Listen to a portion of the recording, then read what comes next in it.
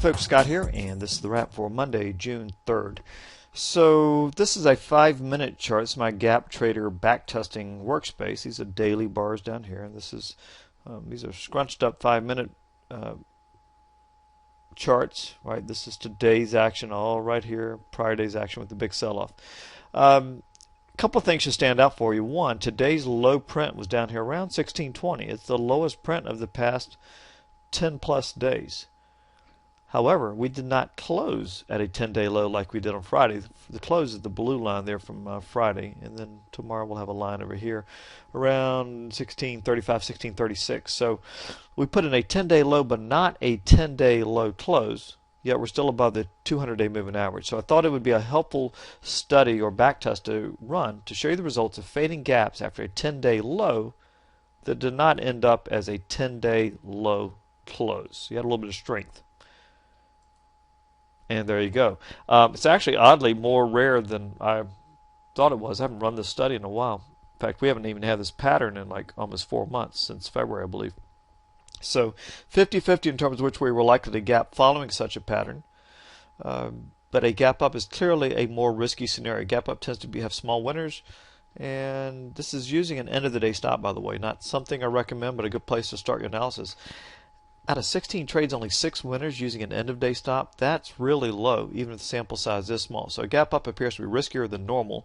A gap down is right in line with historical norms, has even made a little bit of money. 65% win rate, 1.8 profit factor. So clearly, I would say the long side is favored here going into tomorrow. Now, as always, I will rerun these numbers for our members in the morning using our MTG intraday stops, which are equal to 30% of the 5-day ATR.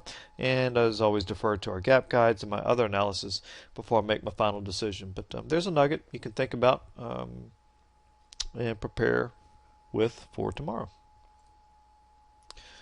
All right. So today we had decent sized gaps up.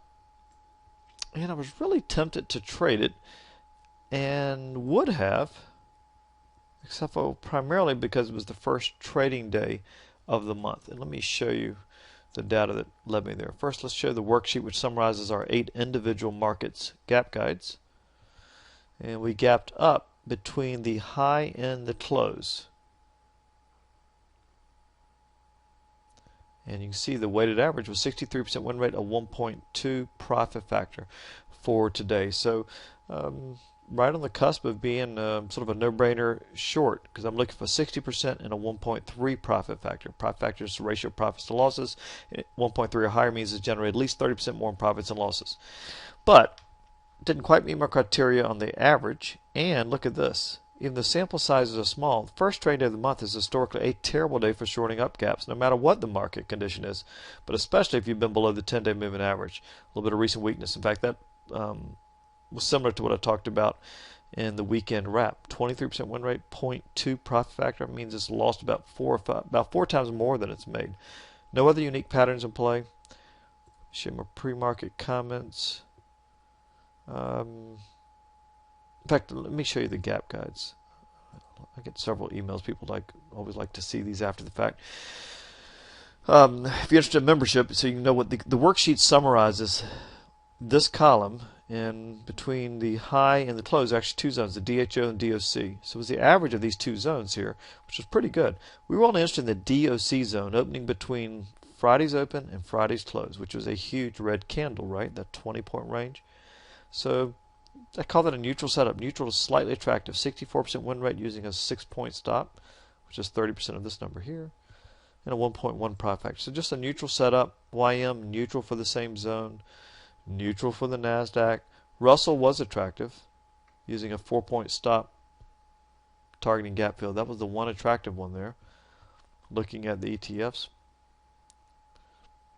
Spider was attractive, met my criteria. The ES did not, though, but again, that was intriguing. Neutral to slightly attractive in the diamonds, attractive in the Qs, and just a tad under my minimum criteria. But for all intents and purposes, we had 4 indices that met my criteria and 4 that were neutral. They weren't bad, they were neutral. I'll trade gaps that look like this, or with gap guides that look like this, but we did have that huge risk factor of an up gap. Let me share my comments. Finishing up my thorough analysis I do each day.